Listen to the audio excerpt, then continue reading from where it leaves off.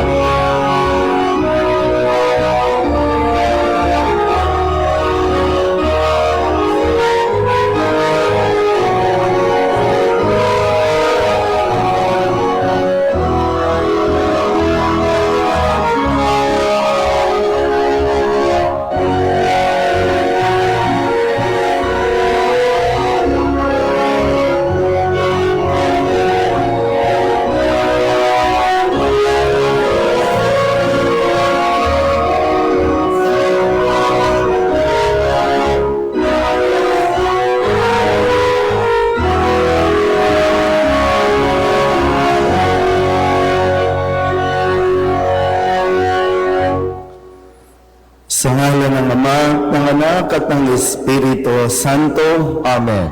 Ang pagpapala ng ating Panginoong Hesus Kristo, ang pag-ibig ng Diyos Ama, at ang makikipagkaisa ng Espiritu Santo naway sumainyong lahat. At sumaiyo rin. Mga kapatid, aminin natin ang ating mga kasalanan upang tayo'y maging marapat gumanap sa banal na pagdiriwang. Inaamin ko sa makapangyarihang Diyos at sa inyo mga kapatid, na lulubha akong nagkasala sa isip, sa salita at sa gawa, at sa aking pagkukulang. Kaya isinasamo ko sa mahal na Birhen Maria, sa lahat ng mga anghel at mga banal, at sa inyo mga kapatid, na ako'y ipanalangin sa Panginoong ating Diyos. Tawaan tayo ng makapangyarihang Diyos, patawarin tayo sa ating mga kasalanan at patnubayan tayo sa buhay na walang hanggan. Amen. Panginoon, kaawaan mo kami. Panginoon, kaawaan mo kami. Kristo, kaawaan mo kami. Kristo, kaawaan mo kami. Panginoon, kaawaan mo kami. Panginoon, kaawaan mo kami.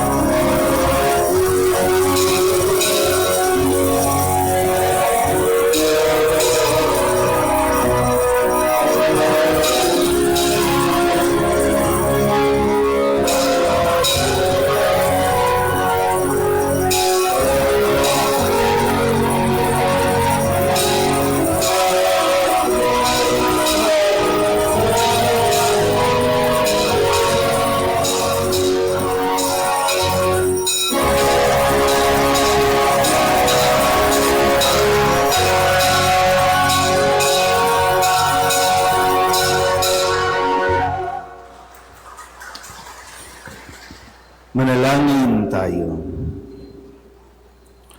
Ama naming makapangyarihan, gawin mo lagi namin matapat na sundin ang loob mo, upang kami wagas na makapaglingkod sa iyo sa pamamagitan ni Jesucristo, kasama ng Espiritu Santo, magpasawalang hanggan. Amen.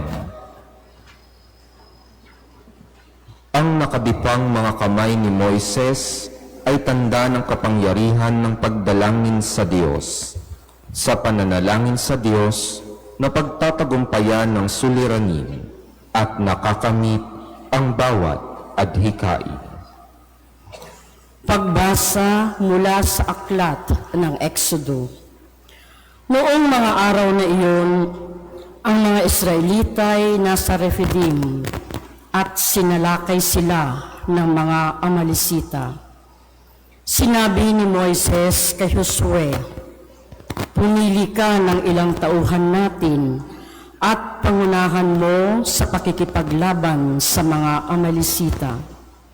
Tatangnan ko naman ang tungkod na ibinigay sa akin ng Diyos at ako'y tatayo sa ibabaw ng burol." Sinunod ni Josue ang utos ni Moises at hinarap niya ang mga Amalisita. Si Moises naman kasama sina Aaron at Hur ay nagpunta sa burol. Kapag nakataas ang mga kamay ni Moises, nananalo ang mga Israelita. Kapag nakababa, nananalo naman ang mga Amalisita. Nangawit na si Moises, kaya sina Aaron at Hur ay kumuha ng isang bato at pinaupo roon si Moises habang hawak nilang pataas ang mga kamay nito hanggang sa lumubog ang araw. Dahil dooy nalupig ni Josue ang mga Amalisita. Ang salita ng Diyos. Salamat sa Diyos.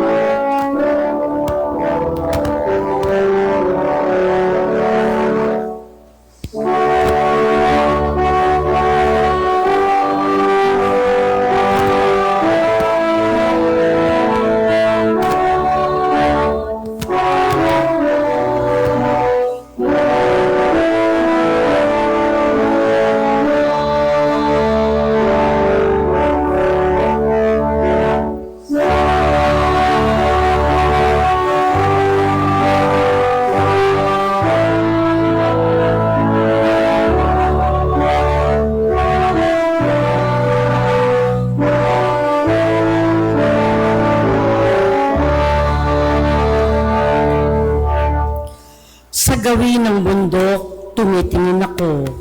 Saan manggagaling ang aking saklolo? Ang hangad kong tulong sa Diyos magmumula, sa Diyos na lumikha ng langit at lupa.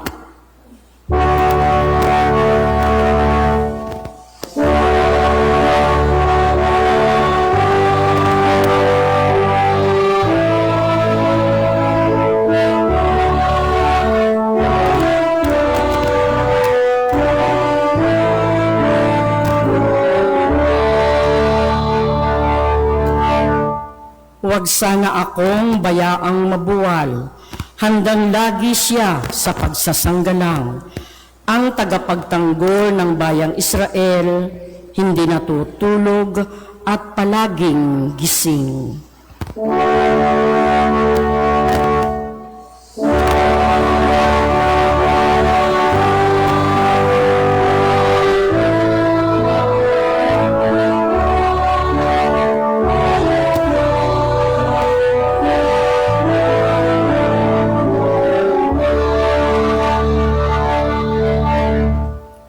Diyos na Panginoon, siyang magbabantay, laging nasa piling upang magsanggalang. Di ka magdaramdam sa init ng araw, kung gabi ay di ka sasaktan ng buwan.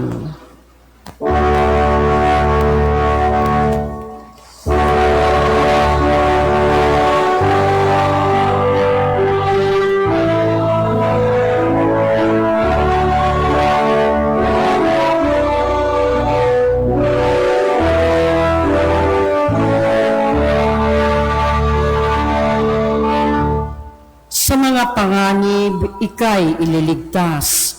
Nitong Panginoon, siyang mag-iingat. Saan man naroon, ika'y iingatan. Di ka maaano, kahit na kailan.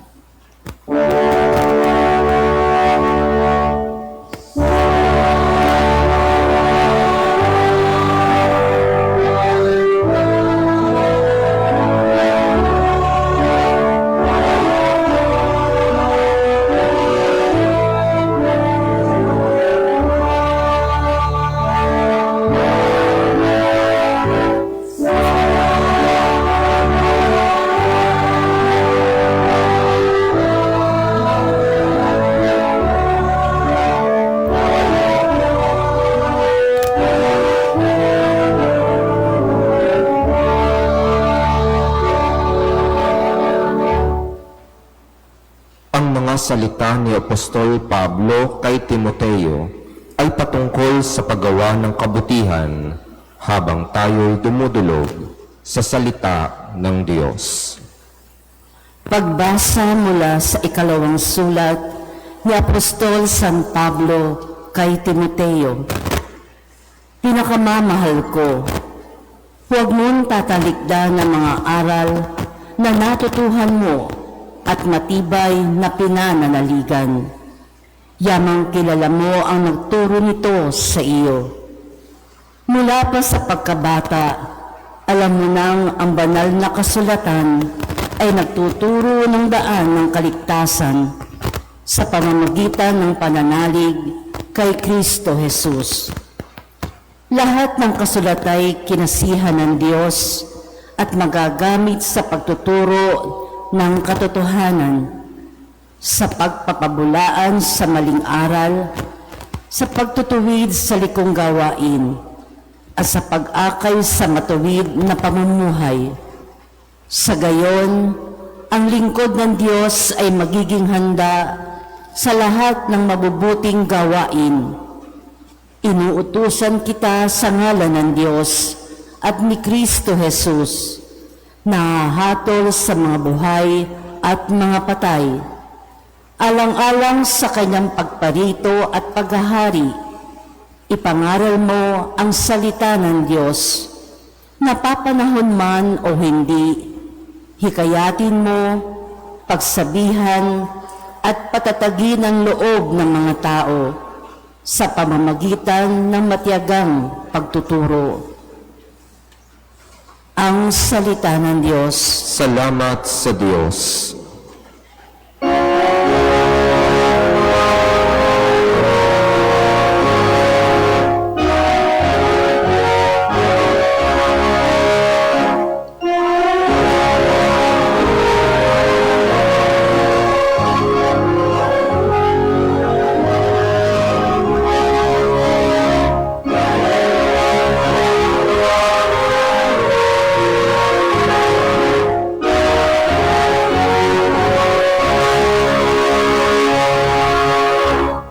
Buhay ang salita ng Diyos, ganap nitong natatalos, tanang ating niloloob.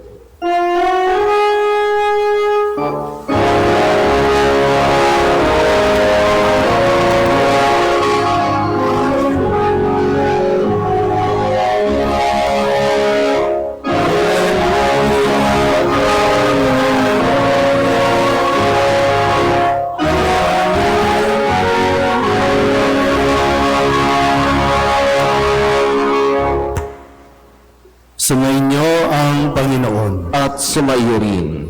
Ang mabuting balita ng Panginoon ayon kay San Lucas. Papuri sa iyo, Panginoon. Noong panahong iyon, isinaysay ni Jesus ang isang talinghaga upang ituro sa mga alagad na dapat silang manalangin lagi at huwag manghinawa. Sa isang lungsod, pika niya, may isang hukom na hindi natatakot sa Diyos at walang taong iginagalang.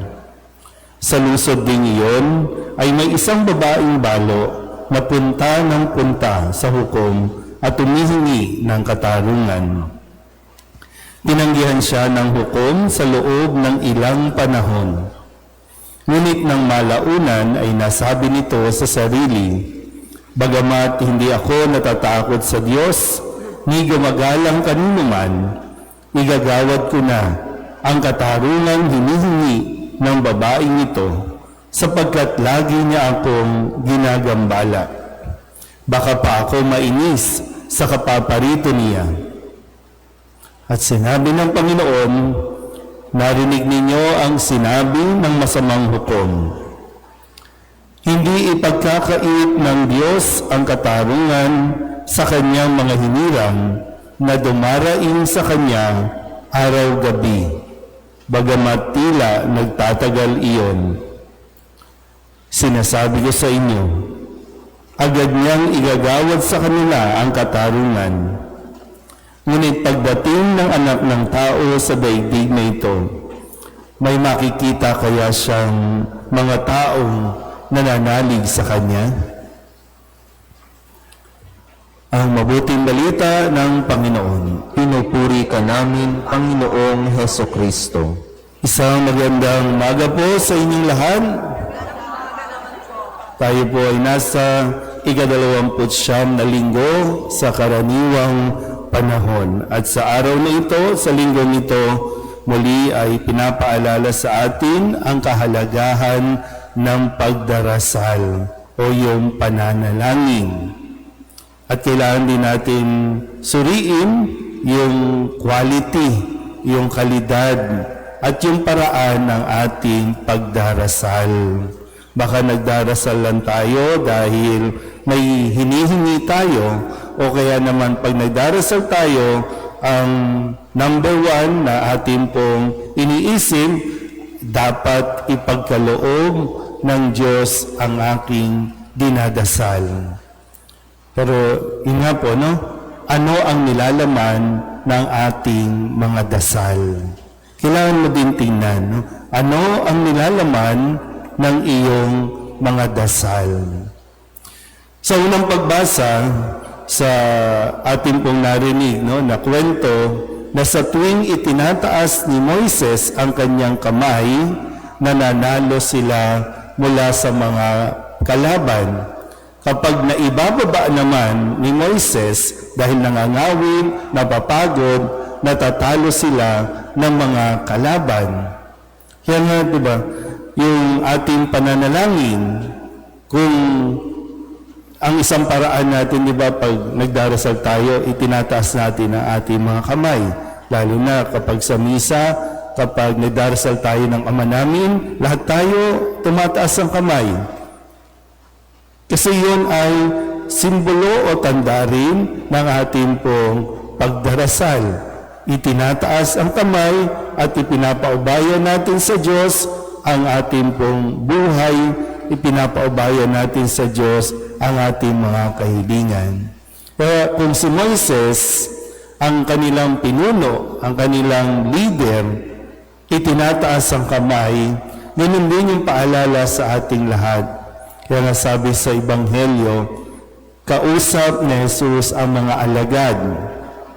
Ang mga alagad nito, sila ang magiging tagapangasiwa ng simbahang itinatag ni Jesus na ipagkakatiwala sa kanila. So napakahalaga na sa isang leader, sa isang namumuno, na siya mismo ay nagdarasal. Napakagandang makita kung ang mga haligi ng tahanan, ang mga ama ng tahanan ay nakikita ng kanilang pamilya na sila ay nagdarasal. Yan muli, no? Sabi nga, kapag nakataas ang kamay, nananalo sila. Pero kapag nangihina, bumababa, natatalo sila, kaya't kailangan din ng suporta. Di ba ang sabi doon, no? Tinulungan si Moises nila Josue para itaas muli ang kanyang kamay. Sa ating Ebanghelyo, muli sabi ni Kristo, kailangan kayong manalangin lagi at huwag manghinawa. Sa bandang dulo, sabi dito na igagawad ng Diyos sa kanila ang katarungan. Huwag manghihinawa, huwag panghihinaan ng loob kung sakali na ang ating mga panalangin ay hindi dumarating o hindi pa ipinagkakaloob ng Diyos. Magdasal lang. Di ko alam kung ano yung panalangin na akala ninyo hindi pa dinirinig o hindi talaga pinakinggan ng Diyos. Pero tandaan natin, walang panalangin nakalulusot sa Diyos. Lahat ng dinadasal natin, naririnig yan ng Diyos. Lahat. Pero hindi ibig sabihin, lahat ng panalangin natin ay ibibigay niya dahil tandaan mo, ang Diyos ay matuwid. Sabihin niyo nga po, matuwid. Ang Diyos ay matuwid. At dahil siya ay matuwid, hindi niya ibibigay ang mga bagay na ikakapahamak natin. Huwag kang magtampo. Minsan, kala natin, ay hindi ako pinakinggan ng Diyos, kaya ba't pa ako magdarasal? Titigil na lang ako sa pagdarasal. Gaya ng nasabi ko kanina, ano ba ang nilalaman ng iyong dasal? Simula pa nung pagkabata, hanggang ngayon tumanda ka na, ano ba ang nilalaman ng iyong dasal? Imaginin po natin, kung lahat po kayo naririto, magdadasal, o nagdadasal, Lord, sana tumama ako sa loto mamayang gabi. Marami kasi, di ba? Lahat nga nang pumipila dyan sa mga lotohan. Lahat yan nagdadasal, Lord, sana tumama. Hindi tumama. Ano ba naman yan, Lord? Nagdasal naman ako. Sa dami-dami, kung ikaw ang pagdidesisyonan, kanino mo ibibigay yung panalangin na tumama siya sa loto? Sige nga. At naiintindihan ninyo ito, mga magulang. Hindi lahat ng hinihingi ng inyong mga anak, ibibigay mo. Kasi alam mong ikakapahamak mo ito.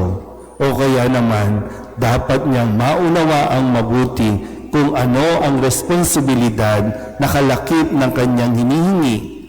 Dahil kapag ang isang tao, ang isang bata, natuto o nasanay na bawat tingin niya bigay ng bigay, nagiging spoiled at hindi nagiging mabuti ang kanyang pag-uugali. Kaya ganun din tayo. Yan, kung titinan nga natin, no? Minsan, naalala ko po, no, pag may nagdarasal ng sana humaba pa ang buhay. Sinong nagdarasal na humaba pa ang buhay? Alam niyo ba may nagdarasal din sa inyo na sana kunin na kayo ni Lord? Di ba? So, anong papakinggan ng Diyos? Pero ang Diyos ay matuwid. Tandaan niyo po yan, ha? Kaya tinutugon ng Diyos sa paraan. No? Kaya ibinibigay ang katarungan. Naalala ko po doon, nung September 21, sinong nag-join ng September 21? Konti lang. Tinan mo, yung iba wala lang. Di ba? Di ba may panawagan na mayroon tayong prayer rally? Kasi kailangan natin, at kaya nga sa buong buwan na ito ng Oktubre at Nobyembre, mayroon tayong dadasalin na panalangin para maliwanagan ang mga lingkod bayan, para maliwanagan ang usapin tungkol sa pagnanakaw. Yung sa prayer rally, sabi ko, parang may mali yata sa prayer rally natin kasi magtitipon tayo para magdasal. Pero marami ang naririnig natin sumisigaw ng mamatay na kayo. Ha? Yan ba ang dasal natin? Mamatay na sila? Mamatay ang mga magnanakaw. Sa tingin nyo, ilan ang matitira sa atin? Hindi ka nagnakaw? Hindi ka nangupit? Kahit kailan?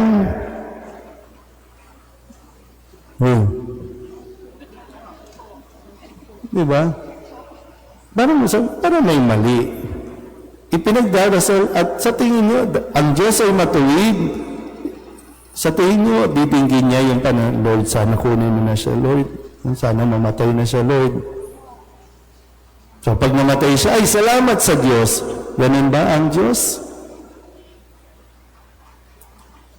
Pero yun nga po na, ano ba? After nung prayer rally natin, wala na, tumahimik na ulit ang Senate, tumahimik na ulit ang mga hearing, wala na naman tayong narinig. So, titigil na lang ba tayo? Sa pagdarasal, ititigil na ba natin? Dahil parang wala naman nangyari. Kasi tingnan nga natin, ano ba yung ginawa natin? Ano ba yung dinadasal natin? Dininig naman ng Diyos, Lord, sana naman, no? Magkaroon kami ng matitinong leader. Okay. Wish granted, o prayer granted. Pero nung eleksyon, anong ginawa mo? Nagdasal ka lang naman na, Lord, sana may kumatok sa bahay namin para magbigay ng 1.5. Akala ko ba nagdadasal tayo na magkaroon ng matinong gobyerno? Pag nandiyan na yung kasagutan, binigay na nga, hindi mo naman ginawa. Tapos, pagkatapos, kinabukasan pa lang, re-reklamo ni Lord, hirap na ang buhay namin. Yung pinili naman natin, manloloko lang naman din sa atin. Alam mo naman yan, di ba? Kaya, tandaan natin muli. No? Sabi sa ikalawang pagbasa, sa sulat ni San Pablo, huwag mong kakalimutan ang mga aral o turo ng ating Panginoong Jesucristo. So ngayon, ang turo sa atin, huwag tayong manghihinawa, huwag tayong mapapagod, huwag tayong titigil sa ating pagdarasal. Isang araw, makikita natin ang katuparan ng lahat ng ating mga dinadasal. Amen? Magsitayo ang lahat, ipahayag natin ang ating pananampalataya. Sumasampalataya ako sa Diyos samang makapangyarihan sa lahat, na may gawa ng langit at lupa. Sumasampalataya ako kay Hesukristo, iisang anak ng Diyos, Panginoon nating lahat. Nagkatawang tao siya, lalang ng Espiritu Santo, ipinanganak ni Santa Mariang Birhen, pinagpakasakit ni Poncio Pilato, ipinako sa krus, na matay, inilibing, nanaog sa kinaroroonan ng mga yumao, nang may 3 araw na buhay na maguli, umakyat sa langit, naluluklok sa kanan ng Diyos amang makapangyarihan sa lahat. Doon magmumula ang paririto at huhukom sa nangabubuhay at nangamatay na tao. Sumasampalataya naman ako sa Diyos Espiritu Santo, sa banal na simbahang Katolika, sa kasamahan ng mga banal, sa kapatawaran ng mga kasalanan, sa pagkabuhay na muli ng nangamatay na tao, at sa buhay na walang hanggan. Amen. Ating dadasalin ngayon ang Oratio Imperata para sa katapatan, katotohanan, at katarungan. Sabay-sabay po. Amang makapangyarihan sa lahat, ikaw ang gumabay sa iyong bayan mula sa pagkaalipin bilang haliging ulap sa araw at haliging apoy sa gabi. Sa panahong ito ng panlilinglang at katiwalian na bumabalot sa aming bayan, ipamalas mo sa amin ang iyong liwanag na nagtataboy sa lahat ng dilim. Inaamin namin kami rin ay madalas lumalakad sa kadiliman, sa aming pananahimik, pagkikibit balikat at kawalang pakialam. Hinayaan namin lumaganap ang kasinungalingan at umusbong ang katiwalian. Patawarin mo kami, Panginoon, at linisin mo ang aming mga puso sa kasalanang bumubulag at sumisira, kasalanang umaagaw ng pagkain sa mahihirap at ng pag-asa sa buong bayan. Ipagkaloob mo sa amin ang mga pinunong kawangis ng puso ng iyong anak, mga pastol na handang maglingkod, hindi mga lobong sumisila. Sa kapangyarihan ng iyong banal na Espiritu, bigyan mo kami ng lakas ng loob na itakwil ang kasinungalingan, ibunyag ang pandaraya, igiit ang katarungan, at ipagtanggol ang katotohanan sa lahat ng aming gawain, pampubliko man o pansarili, upang ang katapatan ay dumaloy sa aming lupain tulad ng ilog, at ang katuwiran ay rumagasa na parang malakas na agos. O Diyos ng katarungan at habag, gawin mong ubasan ng kabutihan ang aming bayan, hindi laso ng kasakiman, manipulasyon at pagkamakasarili, kundi pagyamanin ng katapatan, malasakit at pag-ibig. Hinihiling namin ito sa pamamagitan ni Kristo na aming Panginoon. Amen. Maria, salamin ng katwiran, Ipanalangin mo kami. San Miguel Arcangel, Ipanalangin mo kami. San Lorenzo Ruiz at San Pedro Calungsod, Ipanalangin ninyo kami.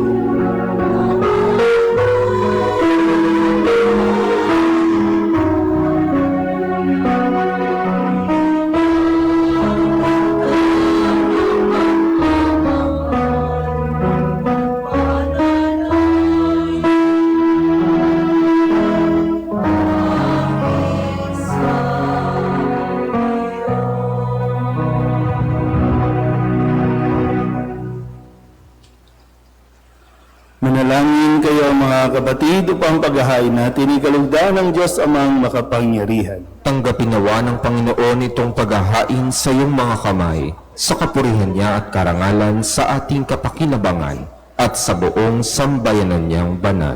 Ama naming yamika, ipagkaloob mong ikaw ay aming kusang mapaglingkuran sa paghahain namin ng mga alay na iyong bigay, upang kami dalisahin ng iyong pagmamahal sa paglilingkod namin ngayong ginaganap ang banal na pagdiriwang sa pamamagitan ni Jesucristo kasama ng Espiritu Santo magpasawalang hanggan. Amen. Sumainyo ang Panginoon. At sumaiyo rin. Itaas sa Diyos ang inyong puso at diwa. Itinaas na namin sa Panginoon. Pasalamatan natin ang Panginoong ating Diyos. Marapat na siya ay pasalamatan. Ama naming makapangyarihan, tunay ngang marapat na ikaw ay aming pasalamatan.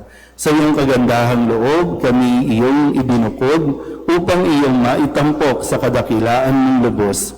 Kahit na ikaw ay aming tinalikdan dahil sa aming pagkasalawahan, gumawa ka pa rin ng magandang paraang may manguna sa amin para ikaw ay balikan.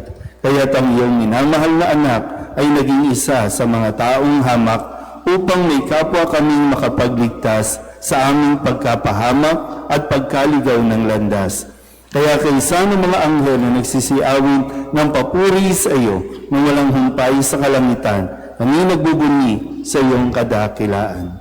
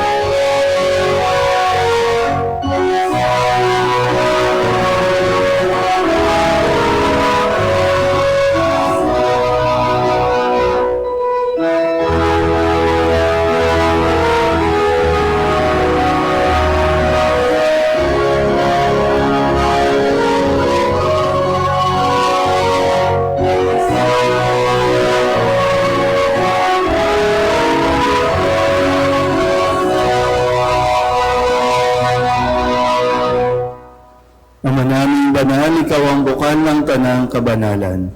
Kaya't sa pamamagitan ng iyong Espiritu, gawin mong banal ang kaloob na ito upang para sa aming maging katawan at dugo ng aming Panginoong Jesucristo. Bago niya pinagtisang kusang loob na maging handog, inawakan niya ang tinapay, minasalamatan kaniya, pinaghati-hati niya iyon, iniabot sa kanyang mga alagad at sinabi, "Tanggapin ninyong lahat ito at kanin, ito ang aking katawan, niyahandog para sa inyo."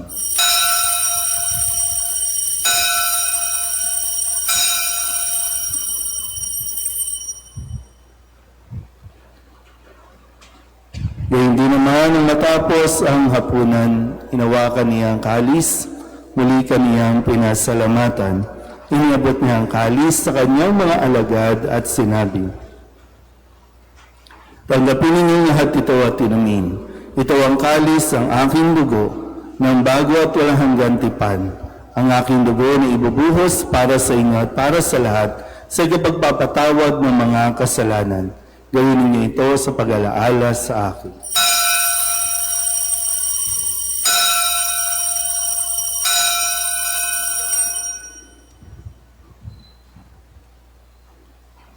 Ipagbunyi natin ang misteryo ng pananampalataya.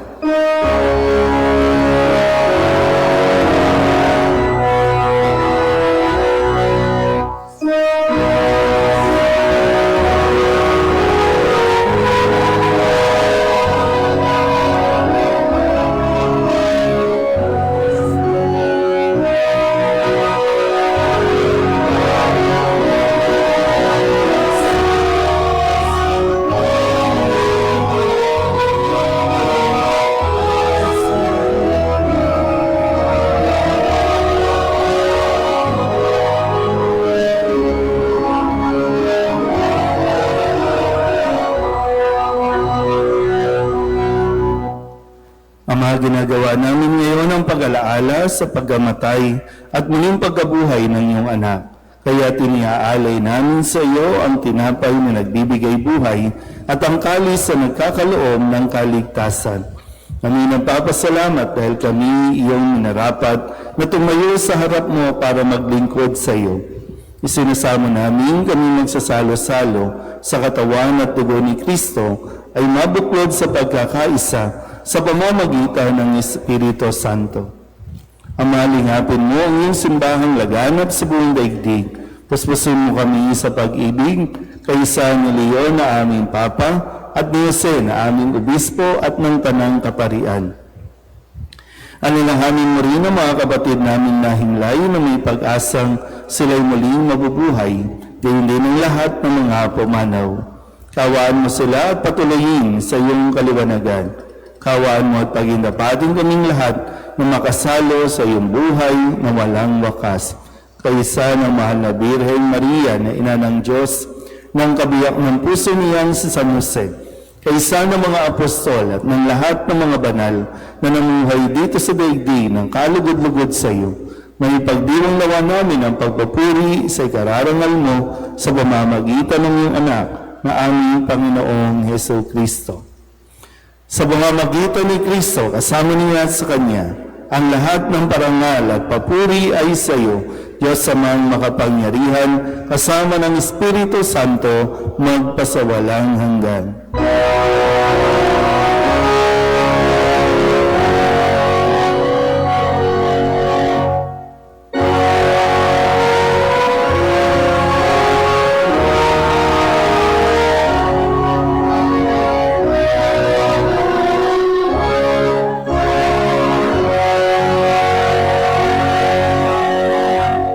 Sa tagabili ng manakagagaling na utos at turo ni Jesus sa Panginoon natin at Diyos, ipahayag natin ang lakas loob.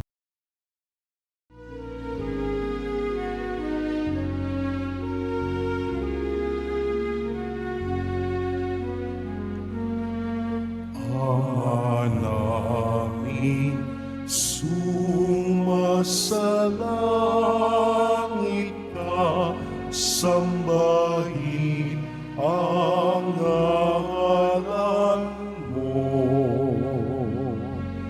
Mapasa amin ang kaharian mo, sundin ang loob mo. Dito sa lupa para ng sa langit, bigyan mo kami ngayon ng aming kakanin sa araw-araw, at patawarin mo ang aming mga sala para ng pagpapatawad namin sa nagkakasala sa amin. At huwag mo kami ipahintulot sa tukso, at iadya mo kami sa lahat ng masama.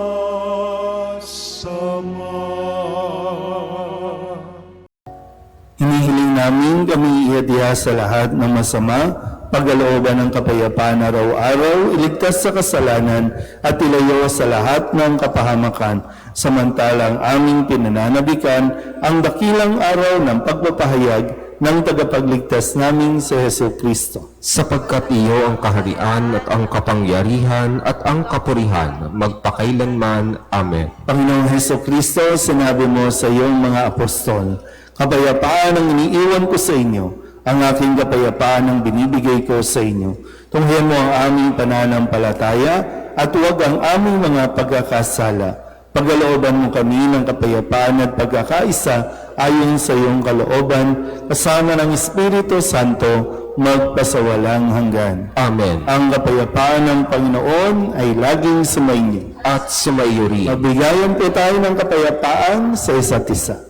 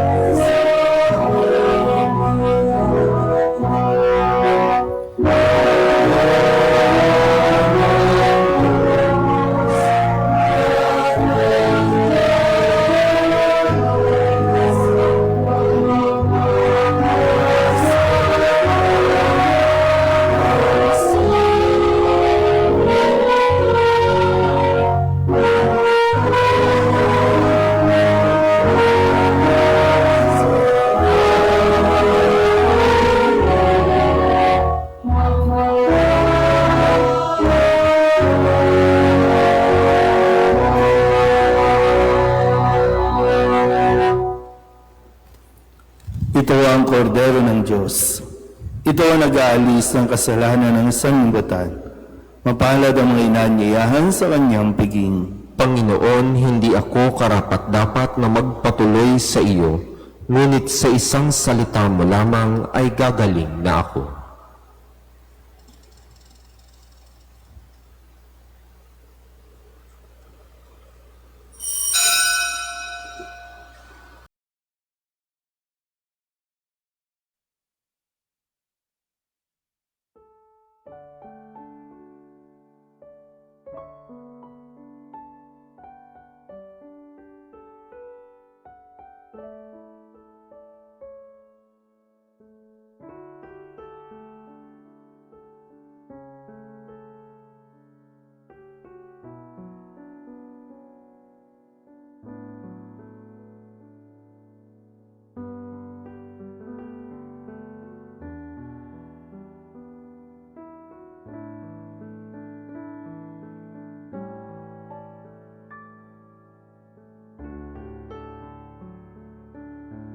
Panalangin sa karangalan ng Nuestro Padre Jesus Nazareno.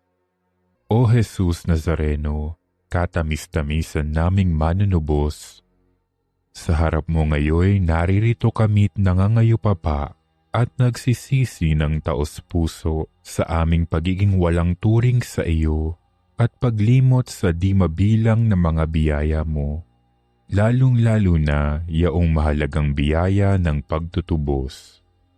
Dinaramdam namin at pinagsisisihang labis, Panginoon ko, ang pagkakasala namin sa iyo. Ikinalulungkot namin ang pagiging dahilan ng pagpapasan mo ng krus na iyan sa gitna ng mga hirap at kapaitan, hanggang sa inihandog mo ang iyong buhay sa bundok ng Kalbaryo, sa pagkaibig mo lamang na matubos kami at ang sangkatauhan mula sa sala. Pakabanalin mo, O Panginoon, ang aming pagnanais at ipagtanggap mo sa amin ang iyong biyaya. Maging tagapamagitan nawa ang iyong ina, ang kalinis-linisang Birheng Maria.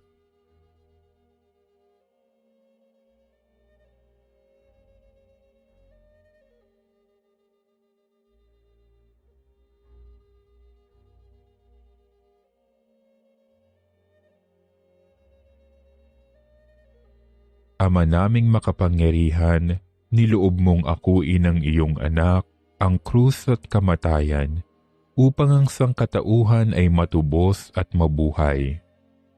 Ang pag-ako namin sa krus at kamatayan dito sa lupa, ayon sa diwa ng pagsunod sa iyong loob, na ginanap ng iyong anak, ay magpagindapat nawa naming kamtin ang lubos na katubusan at pagkabuhay sa iyong piling, sa pamamagitan ni Hesukristo, kasama ng Espiritu Santo, magpasawalang hanggan. Amen. Nuestro Padre Jesus Nazareno, Panginoon namin at Diyos, kaawaan mo kami. Manalangin tayo.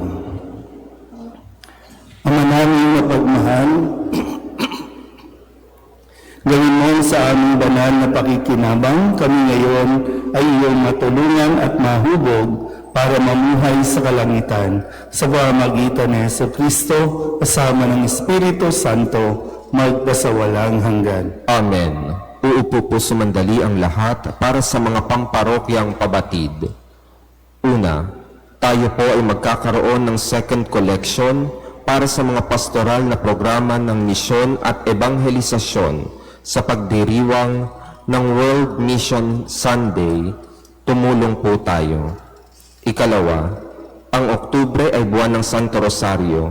Inaanyayahan ng lahat na sama-samang dasalin ng Santo Rosario bilang isang pamilya. The family that prays together stays together. Ikatlo, halina at manalangin sa orihinal na imahe ni San Jose. Ang pahalik ay bukas tuwing Sabado at Linggo sa mga oras na nakapaskil sa paligid ng simbahan. Ikaapat, sa October 30 ng taong kasalukuyan, ang parokya ay magkakaroon ng isang benefit concert for our church organ na pinamagatang Magnificat, mga himig ng pag-asa sa puso ni Maria, sa pamumuno ng Ministry on Music in the Liturgy. Ang mga tiket ay maaaring makuha sa mga miyembro ng ating choir o sa may patio ng simbahan. Ikalima, bilang paggunita sa mga mahal nating namayapa, maaari na pong makakuha ng November Mass envelopes sa parish office o sa harap ng santuario. Ang mga ito ay maaaring pakihulog sa November Mass envelope donation box bago mag-Todos Los Santos. Ika-anim, sa ating pakikiisa laban sa korupsyon sa bansa, hinihimok tayo ng Catholic Bishops' Conference of the Philippines na magsuot ng kulay puti sa lahat ng ating Sunday Masses ngayong Oktubre at Nobyembre. Gayon din, inaanyaya ng lahat ng maglagay ng white ribbon o puting laso sa ating mga tahanan bilang pagpapahayag ng ating pakikiisa laban sa korupsyon. Ang tunay na makadiyos ay makabayan din. Ngayon ay tinatawagan ang representative mula sa Radio Veritas para sa isang paanyaya.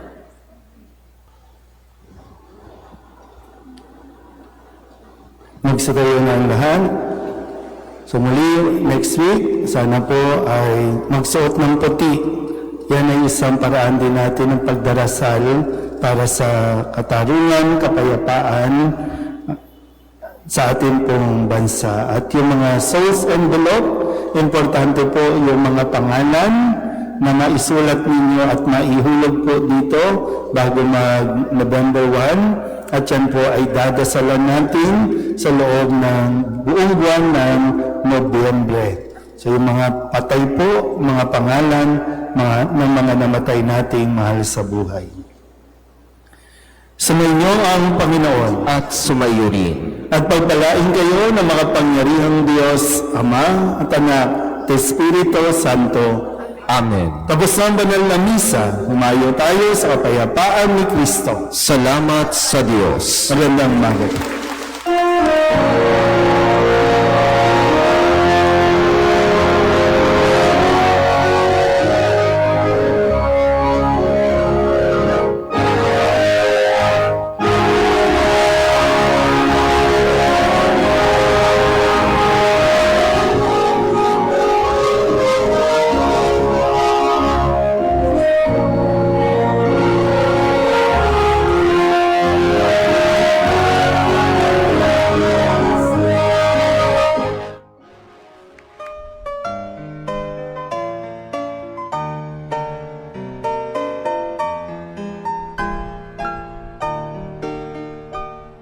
Nuestro Padre Jesus Nazareno, sinasamba ka namin, pinipintuho ka namin, aral mo ang aming buhay at kaligtasan.